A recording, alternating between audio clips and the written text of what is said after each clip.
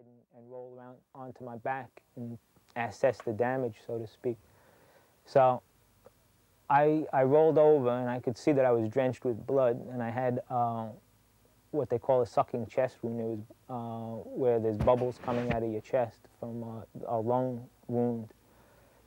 But when I saw that, you know, I was still intact from the navel down, almost as an act of celebration, I took my rifle and fired all the rounds in it down around me to keep down anybody that was there. But actually, it's funny, as soon as I figured I might make it, the thing I was most worried about was not doing the appropriate thing. You know, I wanted to do what was expected of me. So I took my rifle and fired it, what was left in the clip, down around me, and then laid back. After 3 cardiac arrests, 39 pints of blood, and all but one doctor giving him up for dead, Wolfe survived. However, he began to experience a devastating psychological torture while on the hospital ship.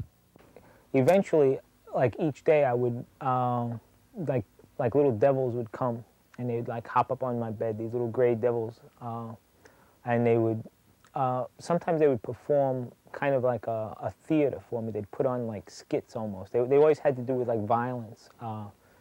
Like one time they like pulled like a grass hut onto the bed and burned it, and went through like a skit of raping this female devil. And they did things like that, and other times they would come in, and one time one came in and just danced on the bed.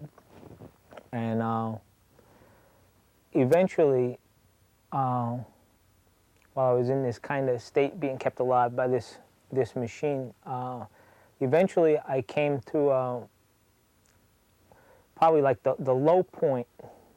What I consider was probably what I consider to be the heart of darkness, what must be the heart of darkness, was I came to a state where even the devils kept totally away. It was sort of like there was such a sense of desolation. It was like the most painful kind of like loneliness and sense of abandonment. After release from the hospital ship, Wolfe spent 1.5 years at Walter Reed Army Hospital in Washington, D.C. Although he lost his left leg, doctors were able to reconstruct his right one so he could be ambulatory. The work that took the longest stemmed from his chest wound. What happened was, because I needed this artificial respirator so long, what they do is they put like a balloon down your throat. They intubate you with a tube, and it sets firmly in your throat, and then the air goes through, through that. And what happened was that balloon, from moving up and down, weakened one of the rings in my trachea.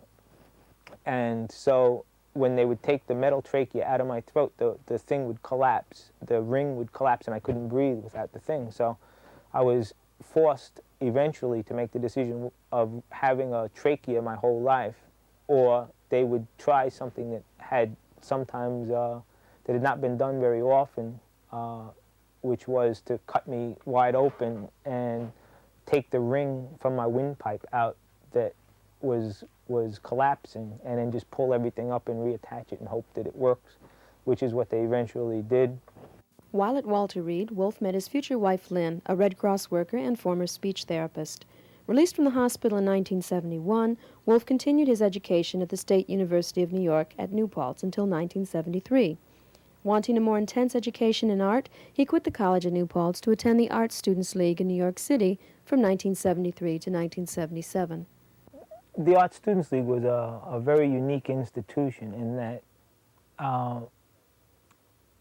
you had access to professional working artists, and you went monthly, so that you didn't sign up with a particular instructor for like a semester or 6 months.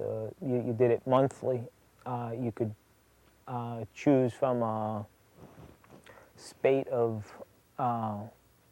20 instructors, each very different, with a different bag of tricks and a different outlook to teach.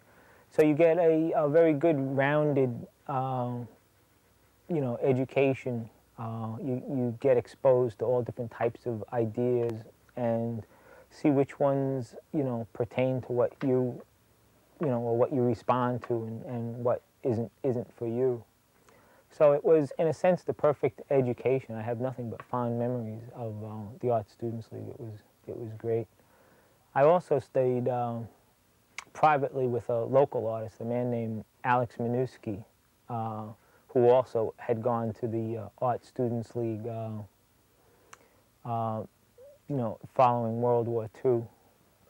Actually, he was one of my probably the largest influence in my work. We had an awful lot in common. He had been with Merrill's Marauders during World War II, doing something very similar to what I was doing, only he was doing it in Burma and India, harassing the Japanese, behind enemy lines, and he had been very badly wounded with machine gun fire. So we had several things very much in common, almost like a direct communication with him. He's dead now. He died of cancer a few years ago, but he was someone who had a big influence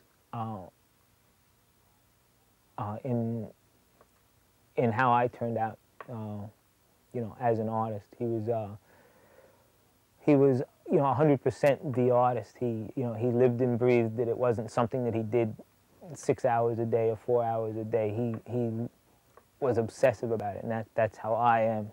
Now the father of 3 sons and an adopted Korean daughter, Wolfe maintains a studio in New Paltz where he works 5 days a week. As one might expect, much of Wolfe's work has been inspired from his experiences in Vietnam. However, Wolfe is also an avid reader, and his subjects are often influenced by history.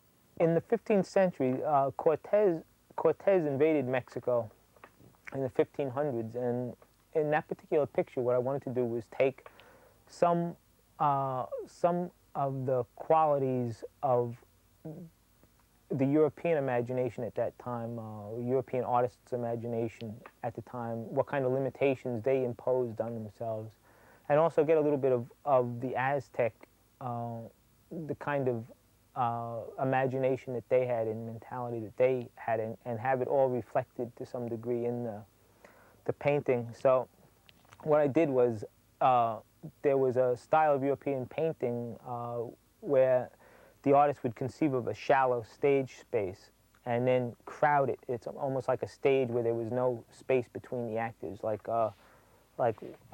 one painter that, like a Uccello, would paint. Some of his battle scenes are like that, where it's a shallow stage and the figures are all kind of crowded on with no excess space. And so I designed it with that limitation in mind. And also, the Aztecs, they used to record their history in books that we call codices or codexes. And they would draw pictures, actual pictures, to record historical events, which they did of Cortez's coming and events that followed his arrival in the New World. And in these books, the codexes, there's a symbol, they're like upside down sixes, that is like a symbol for speech when they wanted to indicate that one person was speaking to another. So I utilized those symbols.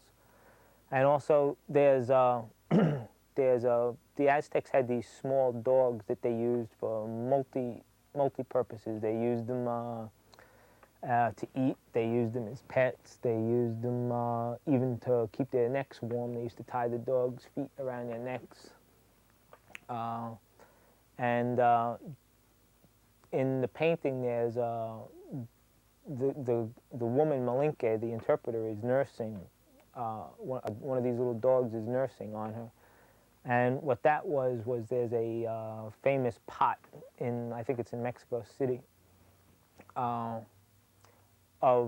a Aztec woman with one of these dogs nursing, and it was done at the period, close to when Cortez came. So all those, I went to get some of the whimsical quality of the Aztec pot maker, I guess you'd say, who had come up with that idea.